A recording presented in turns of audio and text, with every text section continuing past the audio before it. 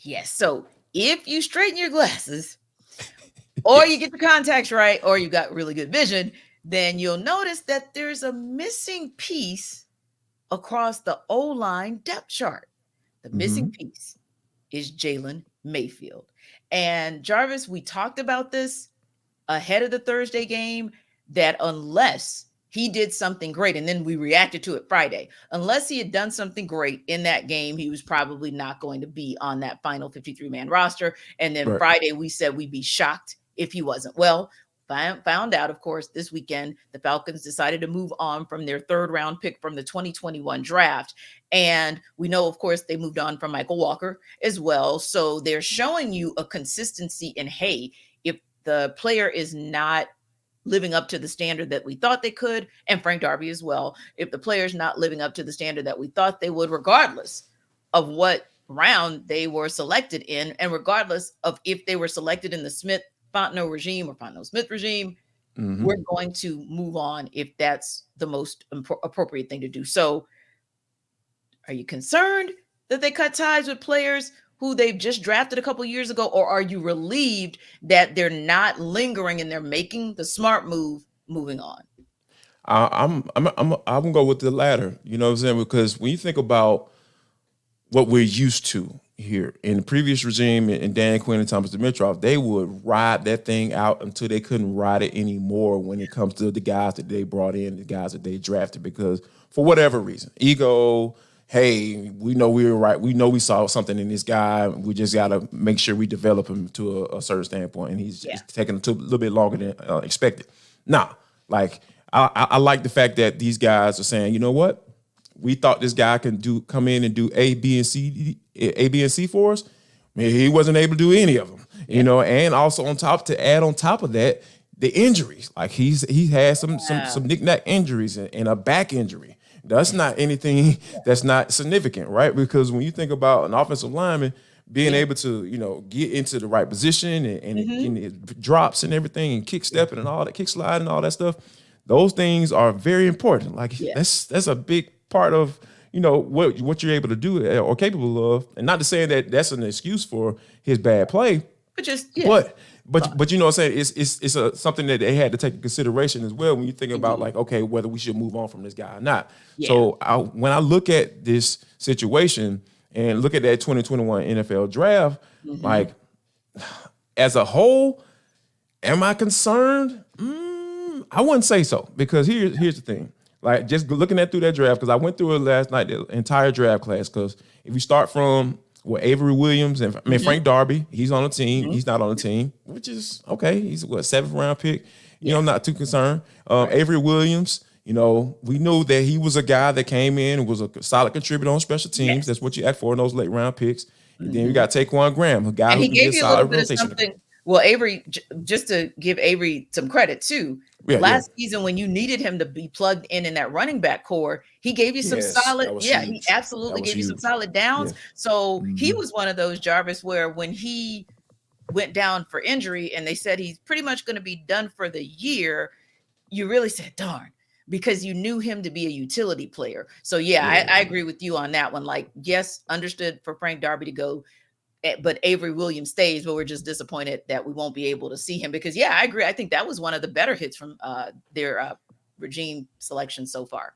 Yeah, you're talking about finding value in those late rounds like that. Yes, that That's is what it. you look for when you're talking about, hey, they're going to miss on guys. Like, there's no general manager that's perfect. But when you start finding value later in those rounds, like Terry Fontenot did with Avery Williams, that you gotta give him kudos for that. And then Taquan Graham, I gotta give him kudos for that too, because everybody was sitting around like, who? But he's gonna be a solid rotational guy for you. Indeed. He had the injury last year, and before the injury, the dude was looking like he's gonna be a solid player for you. Adio Kandeji, he's out for the season. I, for one, believe that more than likely he wasn't going to make this team, because it was just from a number standpoint and plus a non-production standpoint too. So, right now though, T, it's pretty much all on Kyle Pitts and Richie Grant. when you think about it, just going through the late round guys and then that top two, those are the ones that you feel like you can't really miss on. Like that Kyle Pitts pick. hopefully he's going to be in. He's ready to go once the season gets rolling. And then we've seen some good return on Oh, Richie Grant so far as yeah. well. Yeah. And oddly enough, no offense, Kyle Pitts, but so far, Richie Grant is your jewel out of that draft. Yeah. So because he just continues to trend up, other than that little hiccup when he first came into the league and Dean Pease was like, yeah, learn the playbook. Learn the playbook. But Yeah, that's he a little weird. understood the assignment. He Right. was like, oh, Yes. okay, learn the Okay. playbook. My Okay, bad. My because bad, coach. okay, right. Because I think when you have that kind of raw talent and athleticism, the game has just come to you, right? And when you're a Yeah. ball hawk, the game has just come to you. But when you hit the big time, the pros, everybody's good, if not great. So you and your talent and athleticism is equaled, if not bested, by everybody around you and everybody on the other side of the ball. So yes, your next piece is to become the guy who understands how to take the playbook and embrace it. And that way, when you see those other schemes on that other side, nobody can trick you because Dean Pease has gotten you ready. And in this case, Ryan Nielsen has gotten you ready. And Jarvis, I know sometimes it's just talk, but he did an interview with our guys, Andy and Randy. And it wasn't so much one specific thing he said. I listened to the entire interview and I said, boy, the guy's going to have a special year because he's one who's also excited about the fact that, hey, I get to play across from Jesse Bates and I get to play in a core with AJ Terrell. And hopefully if Jeff Okuda is able to get back maybe in the second quarter of the season, he gets him as well. So I think everything bodes well for maybe Richie Grant to be kind of the jewel so far as what we see in the preseason. But I got to admit, or ahead of the season, I got to admit, I agree with you. I hope that Kyle Pitts has the kind of year that makes us say those are two.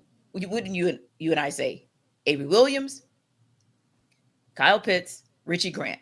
If you can get 3 out of 7 in a draft to work, I consider that to be a successful draft. Period. Yep. And if Avery Williams comes back, you can call it 4 out of 7. You know, if he miraculously comes back this season, but even if he doesn't and he comes back next season, I think that you can call 4 out of 7 a good hit. Now, speaking of that, you know, Arthur Smith made an interesting move that a lot of people had commentary about. And Absolutely. He talked about it Thursday night, but he circled back to it, right? And that was a conversation about who he did and didn't play, of course, the starters. So this past weekend, of course, the conversation was around Desmond Ridder. People were curious about him having, you know, not a lot of reps, only 4 games last year. Why didn't you put him out in maybe for at least a couple series? And finally, Arthur Smith gave a little bit more intel on that this weekend. Oh, let's just go back when he got here, from his first mini camp to now. I mean, there's been daily improvement. We feel very confident in him, as we do a lot of those guys. Very pleased with Des. Yes. And I think that the confidence that he has, Jarvis, is something that we've heard consistently from OTAs, right? And it just continues to get stronger and stronger. And you got to listen to the guys around him as well. So when you hear the defense saying that they're seeing him able to make reads and go to his second or his third or his fourth receiver, to me, that's where it gets impressive. Richie Grant had comments about Dez and said he was 100% behind him. Grady Jarrett said the same thing. So it doesn't surprise me that Arthur Smith goes not just back to OTAs, not just back to what he saw in the last 4 games of last season, but even going back to what he's seen in his college career, which was 4 years, which is a little different from most players these days. So the trajectory, Arthur Smith feels like, has gone up, up, and up. And listening to Arthur Smith, I may not have liked it. It would have been nice to maybe see him and Kyle Pitts have a couple of connection points, but I understand. For me, like, I get that aspect of it, but for me, like, there's a human being side, right? Like, and I think that, and when I say that, I mean, I'm talking about, like, in the back of your mind, as quarterbacks all over the league, like, this is a universal thing. They know in the back of their mind they can't be touched. They know that in the back of their mind they're not going to get hit. Yeah. They know in the back of their mind they're not going to be brought to the ground. Like there's nobody in the NFL, in the entire NFL, as from a quarterback, that can tell you that they don't at least know that. They know that. They know that for a fact, because even if they don't acknowledge it, they subconsciously know that, hey, I'm not going to get touched. So I think that from a finality standpoint and looking at it and just saying, okay, finishing through the entire play, seeing the play and it draw out in its entirety, and not saying, okay, all right, let me blow the whistle because all these defensive linemen are in my face, and versus, hey, I know if I don't get this ball out of my hands, this dude is going to take me to the ground. There's a difference between that and, hey, hey, I'm gonna tap you on your shoulder because, hey, I got a sack. It's just different. So that's the part that I feel like I wanted to see, in the preseason because, like I said, I even brought in examples, when we talked about this earlier about how guys like Sam Howell was, out there getting all those reps in the preseason. And you have guys like even Patrick Mahomes was playing, in the preseason. So like he was dressed out in full pads, in the last preseason game. So it's just those type of things that I just look at and I'm just like, all right, I get the whole progression part. I get that. I saw it in the last 4 games, and I've seen him in practice. Like you could tell he got the command of the huddle and he got the respect of the defense and all that stuff. I see all that. But it's something different about saying, you know what? Either I took a sack on that play or I made a completion. Yeah, you make excellent points. And one of the things I thought about, though, was Arthur Smith in this one area maybe being a little conservative because you look at a non-contact injury like what happened to Jeff Okudah. Granted, it was in practice, but sometimes those things kind of play in a coach's head, and you never know. Maybe that was he's human as well. Yeah, exactly. It'll be interesting to see because we've got a little over 2 weeks. Well, maybe right around 2 weeks before the beginning of the season where the Falcons will host the Panthers. So he'll have his hands full with Derek Brown and company. So we shall see whether or not 9 is really ready. So saying that, that's what we think. But what do you guys think? We always ask you guys to drop something in the chat on YouTube. So drop it in today. Is there some player also that you feel like maybe the Falcons should part ways with? Or is there a player from that 2021 draft that you're saying, yeah, I need to see this specifically from that particular player? Let us know. And of course, don't forget to download ATL Day Ones wherever you download your podcast.